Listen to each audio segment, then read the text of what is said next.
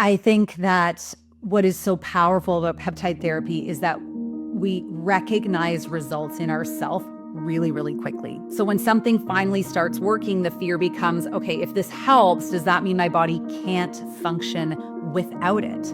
When do I stay on a peptide? When do I pulse it, right? Where maybe I'm just doing a little bit here and there as opposed to really consistently with it? Or when do I stop it altogether? And I think this is really where women get tripped up. There's no prize for staying on peptides the longest. And stopping also doesn't mean that you failed, right? So this month is all about peptides. Today, we're going to talk about something that I hear a lot from clients, from you guys reaching out to me through the podcast. If I test out peptide therapy, do I have to be on it forever? And I want to cut through this and have some real talk with you. So I get why this question carries so much weight, because most of the women listening to this podcast, you right now, have already tried all of the things, done all of the supplements, done all of the workouts, done the diets, been dismissed, been told this is just aging, or just feel like a failure in your own way because you don't understand why all of your efforts aren't good enough to get the results that when you want. And I also don't want to be on something forever. So, sister, let me answer the big question clearly. Hey there, sister. Welcome back to the Period Whisperer podcast. I'm your host, Bria Gadd. I'm so excited that you're here, whether you're listening or watching on now YouTube, where we are. I'm glad that you're here, and I'm glad that we're spending some time together. I have a question for you. Have you ever woken up in the morning and felt like you are just dragging yourself out of bed day after day? Almost feeling like, oh man, I just can't wait till Friday. I don't know how to get through this day. I know I should be grateful for the beautiful life and everything that I have, but you just are in a constant fog and it's depressing. Or have you lately been feeling like you don't even want to hop in the shower because that means you're going to have to get out of the shower and then you're going to have to get dressed. And not only does all of that feel like a big effort, but when you're standing in your closet and you're like, oh, I just want to live in my comfies because nothing really fits very well in my body. I have absolutely been there. I think these are very real things that we go through. And I think it's important to talk about them because it can become a bit of a Groundhog Day feeling in perimenopause when you're not optimized, when you're not feeling your best. And I have so many memories of actually being this person. It's been quite a few years since I felt that about the clothes in the closet, but it really wasn't that long ago where I felt that way about just getting through the day. Like I'm just in quicksand or I'm just in a fog constantly. And I know a lot of stuff about my health. I know I work really hard on my own health. And that I feels very depressing to me when that happens. So if you know what I'm talking about, this is why I am spending February talking about peptides again. I spent November talking about peptides. So if you know absolutely nothing about peptides, last week's solo episode on Monday that was released, gives you kind of my journey. But back in November, I did several episodes, including interviewing my clients on what peptides are, what peptide therapy is, how they are taking, I believe, our health to the next level, especially for women in perimenopause, because no matter how hard you have worked in your life on your health for however many decades, there is no arguing that in many of the countries that we live in right now, in this day and age, our bodies are exposed to more stress mentally, emotionally, and physically than they ever have before. And what happens with chronic stress? Things break down. Broken telephone happens in the communication of our body, which is why so many of us are feeling worse than ever before. Add to the fact that it wasn't that long ago, we had a very stressful situation with a pandemic that I think really forced this on. And this is why, although I think it's amazing we're hearing and getting so much more information around perimenopause and menopause and women's health, I don't think it is just because women were completely ignored and we're waking up. I think it's also because kettle finally tipped over, right? Like we finally started to whistle because so much pressure was put on women. And now through this perimenopause transition, our bodies really spiraled to a new low that maybe generationally we weren't seeing on average, from our mothers and our grandmothers. So this month is all about peptides. Today we're going to talk about something that I hear a lot from clients or from women messaging me on Instagram or from you guys reaching out to me through the podcast. If I test out peptide therapy, do I have to be on it forever? And I want to cut through this and have some real talk with you. So let's get comfortable, for a second, because today I'm really going to answer that question that I get probably almost more than any other question when it comes to peptides. And it usually comes out sounding like a confession.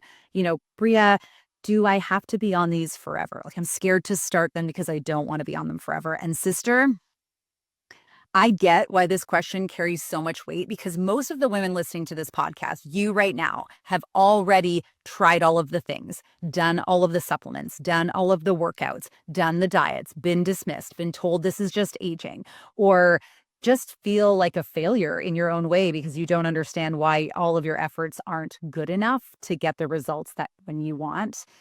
And I've been there, right? I've been, what I felt like on my top of my game, very committed and not gotten the results that I want. And I also don't want to be on something forever.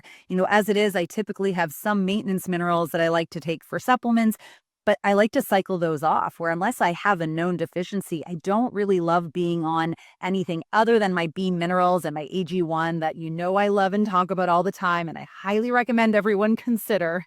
So if you want those links, check out the show notes. But other than those things, I really just want real food in my life. I want real food in real life. I don't want to be dragging pills all over, God's green earth when I am traveling. I don't want to be swallowing a whole bunch of pills every single day. So I understand not wanting to be on something forever. And when something like this, like peptide therapy, finally starts working, and I think that's one of the things I love so much about peptides, is that even though I absolutely believe in vitamins and minerals and supplements, well, most of them, if they're good quality, if they are something that your body needs, you've tested and not guessed. I think that what is so powerful about peptide therapy is that we recognize results in ourselves really, really quickly. So it starts to become a very motivational, hopeful thing for us to test out because we invest in it. We hope, we have this hope, and then all of a sudden we actually notice a difference within the first couple of weeks. And that is motivation. And that's enough to give us hope to keep going, to keep thinking maybe this is the thing that'll work. So when something finally starts working, the fear becomes, okay, if this helps, does that mean my body can't function without it? So I want to take a big collective exhale. Because today's conversation is not about dependency, it's about strategy, it's about physiology, and it's about using peptides the way they were meant to be used. So listen, here's the philosophy I want you to hear before we go any further. Peptides are not replacements, they're signals. They don't replace your hormones. They don't replace your sleep. They don't replace your food or your movement or your minerals. They help your body remember how to do what it already knows how to do, like repairing that broken telephone. When the system has been under way too much stress for way too long, this is what peptides offer for you, right? They help you remember how to do those things. And, from that frazzled state, it just repairs that state. So I like to think of peptides kind of like they are hiring movers when you're moving houses. If you've ever moved houses on your own, I used to do that. I used to move, in my 20s and pretty much in my 20s. And then once I hit my 30s, I was like, we're going to need to hire movers because it is a lot of work, as we know, and it becomes riskier, right? So using peptide therapy is like hiring movers when you're moving houses. You hire movers to do the heavy, heavy lifting.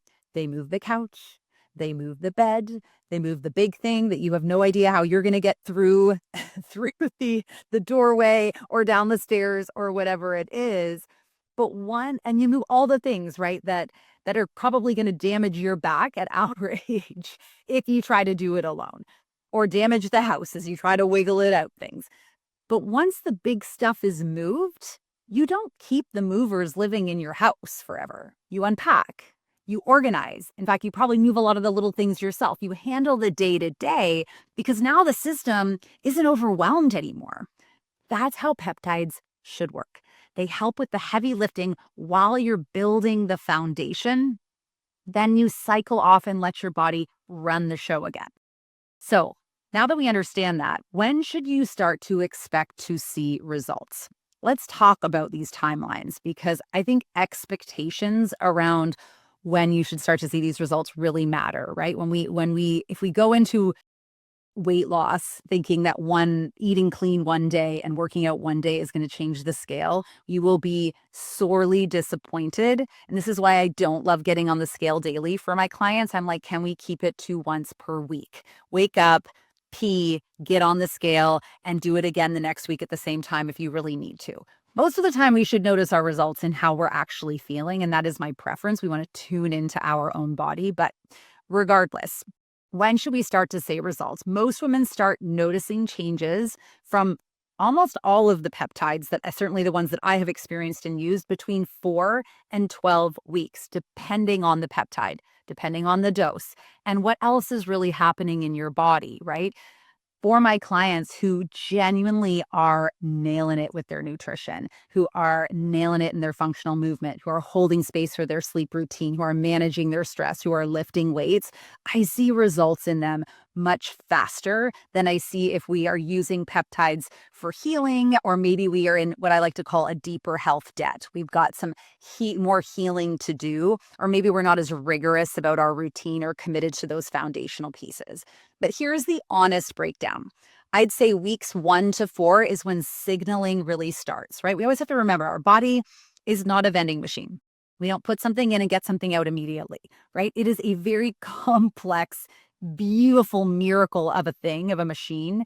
And so it's got things have to work its way into our system, right? It's really rare. I mean, aside from like food, even food poisoning can take multiple hours, right, for us to actually get that experience. So things take time and we need to honor that and recognize that. But weeks 1 to 4 is when signaling really starts. Cells start listening, communication begins to improve. You may feel subtle shifts in sleep, recovery, or appetite, depending on the peptide that you're using.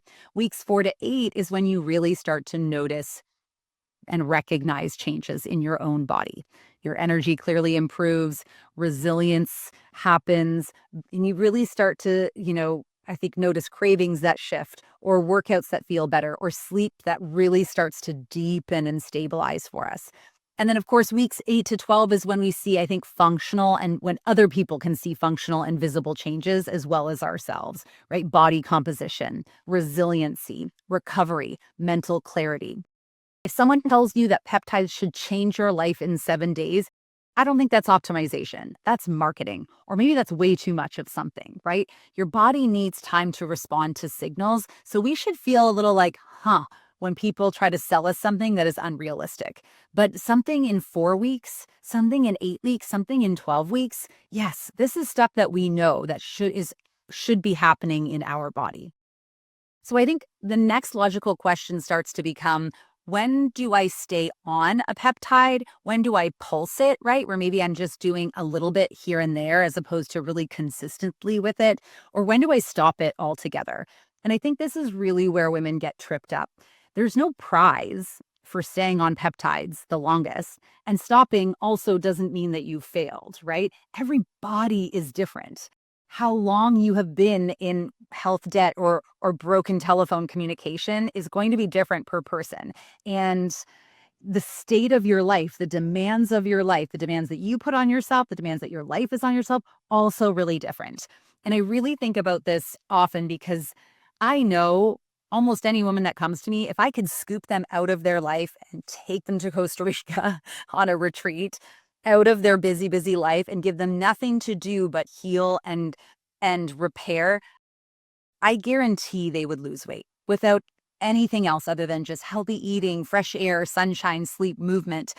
But we don't live in that world, right? That's not necessarily realistic for most of us. We need to find ways to repair and change our body and change our health and make improvements here amidst the chaos of our life. So that is where I think we want to be open-minded to the fact that your journey is going to look different from someone else's journey. And you don't win that prize for staying on the longest, and you don't fail if you want to stop them. You stay on peptides when results are still improving, when you are noticing improvements week after week on that peptide, when you feel better, not wired or flat, when when your sleep, recovery, or metabolism continues to trend up, right? So when your markers are trending that way, if you track your sleep or your heart rate variability or your weight loss or your muscle composition, right, and your bone density, that is when it can be worth continuing to stay on. You want to pulse peptides when results are slowing but not disappearing. You want to maintain benefits without overstimulation, right? And you're using peptides seasonably for stress, training, or recovery. So for me, a peptide that I would pulse is going to be BPC 157 and TB 500, known as the Wolverine stack.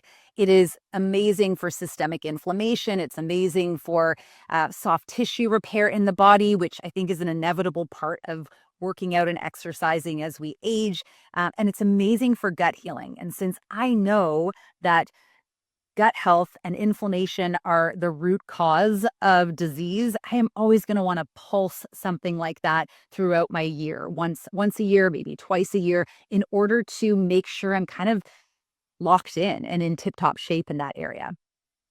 You want to temporarily stop them or stop them altogether for a while when results, are plateauing hard, when you really are doing your part and the peptide completely stops working for you. Or maybe if you feel meh, like you're just like your energy's not there, you just don't feel as sparkly as maybe you did when you once started them. Or if you're forcing outcomes instead of supporting physiology, right? So if you are eating less and less, if you're on a weight loss peptide, on a microdose of tirzepatide, for example, and you decide to go to extremes in order to continue getting results from this peptide, not a good idea. We are not here to rape our bodies of what it deserves. We're not here to hurt our bodies and just so that we can look a certain way or feel a certain way. No, we are working with our body. And that is when I think peptides start to get a really bad rap. There's always someone or many someones who are going to misuse things. Like, in other words, use them for ways they're not meant to be used, right? Abuse them. But when we use things as they're meant to be used, that's optimal. That's functional.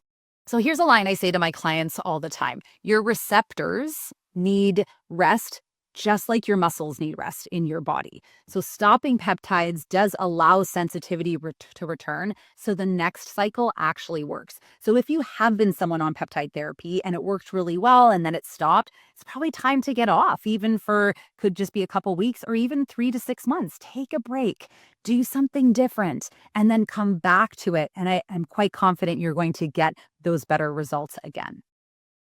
Here's why forever peptides are what I would like to call a myth. And I want to say this clearly. Your body is adaptive. That is a feature, not a flaw. If you send the same signal forever, your body will eventually turn the volume down. We know this. I remember back in my beginning days of getting into fitness, I did a program called P90X. And the whole kind of concept or marketing around P90X was muscle confusion. We need to change things up day after day. And if you've ever done P90X, high five to you, sister. It's not an easy program. I've done it a couple of times and loved it. But every day is different in the workout. And I got amazing results from that. I mean, it was back in my 20s, but I really did. It was a great program. So if you send the same signal forever, your body will eventually turn the volume down. If you do the same workout forever, your body is eventually going to stop growing. Your muscle development's going to stop growing. Things are going to stop changing. Same thing with peptides. It doesn't mean that your peptides stopped working. It means that your body listened and adapted, and maybe it doesn't need that anymore. If peptides were meant to be taken forever with no breaks, your body would already make unlimited amounts of them on demand. Instead, no, they are tools that we use strategically. And when I see someone staying on peptides long term with diminishing returns, that's not a peptide problem. That's a foundational problem in our choice. So let's talk a little bit about plateaus, because I think this is when you might be saying, okay, well, Bria, I have been on peptide therapy. I hit a plateau. Now what? This is one of my favorite parts of this conversation, really. I think a plateau is not your body being stubborn. It's another message, right? This is the period whisperer. We're listening to the whispers, the messages of your body. It's not your hormones betraying you. It's not a sign that you need to panic. A plateau usually means one of three things. That one, the signal has done its job. Two, the foundation underneath needs some attention. So maybe you've got some holes in your bucket, right? You're back to health debt, leaking some money again there. Or your body is ready for a different conversation, right? Plateaus are feedback from our body, and feedback is useful if you listen to it instead of fighting it, right? Just like we are taught over and over again that failure is really more of an opportunity to learn than it is an opportunity to feel badly about ourselves. Feedback in any way. We don't want to punish ourselves or feel badly about ourselves because something stops working. We need to be a CEO of our body and be like, okay, how do we pivot? Where did the breakdown happen? What can I try? Right? It's being solution aware instead of problem aware and focusing on that positive mental I'm going forward. And I will tell you, my clients who have a positive can do, this is going to work attitude, get better results every single time. So if you're someone who knows that you're a little bit of an Eeyore, a little bit of a Debbie Downer, a little bit of a negative Nelly, it's time to work on that piece because your mindset matters significantly to the results that you're going to get in your health. Okay. Here are some red flags that you need a protocol refresh. Let's call these out lovingly and honestly. You probably need to reassess, and this goes for anything, not just your peptides, but we're talking about peptide therapy. If you're using peptides and you're not sleeping, okay? If you are not eating enough, not eating enough protein, not hungry, I'm sorry, you are lying to yourself if you are thinking that's okay or trying to, in fact, you're cheating yourself here. I will tell you time and again that all of your cheating starts to catch up to you in midlife because midlife, I think, is our time for integrity. It is our time to get real honest, eyes to eyes with our soul and our body and be like, how am I going to do things better? Right? You had your 4 decades of being a kid and messing around and testing the rules. And now it is time for you to get really aligned with who you are and really honest with who you are and do the right thing. So no under eating if you are not eating enough. And really, we should be able to understand what that is. There's plenty of guidelines. We eat with other people. If you have challenges with this, please reach out. If you're lifting and if your exercise is inconsistent because you're too tired, right? Like you don't have the energy to exercise anymore. That's a key indicator. It's probably time for a protocol refresh to dig a little deeper. If you're chronically stressed and calling peptides your support, no thanks. That's not going to work for us either. If you've never looked at your minerals, your gut health, your hormones, frankly, I don't think you should be starting peptide therapy at all. These are biohacking next level tools designed for people whose bodies are not in a health debt state. There are certain peptides that can be so powerful for healing and helping us, but they need to be strategic. If you feel wired, inflamed, or emotionally flat, probably time to revisit. If your hair is falling out, I hear this from people. Well, I knew a woman who was on a GLP-1, probably a full dose and not a microdose, probably started without doing all the underlying things, and her hair is just falling out and she looks all saggy, right? They talk about Ozempic face. I think I've heard people talk about that, like kind of like a melted candle. I mean, that means we're not doing the underlying work and we probably shouldn't have been on that in the first place. Okay. So if your hair starts falling out or people are like, are you okay? You look sick. Hello. These are big indicators. It's time to, you know, take a step back and revisit our optimal health. Your goal should be, I say it every day, to be more in your life and not just less on a scale. So here's the truth.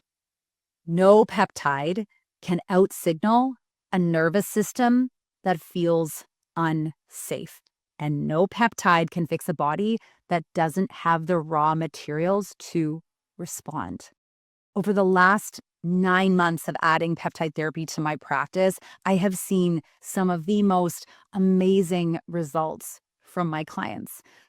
Women who, like I started this podcast episode, were dreading getting in the shower, dreading to going on work trips because they were going to have to put on clothes that they didn't really feel like fit very well, or hadn't seen people in a while and were worried what those people were going to say to them. Women who just didn't have the energy to care anymore and felt all this mom guilt around just not having the energy to do things. I have seen their lives changed.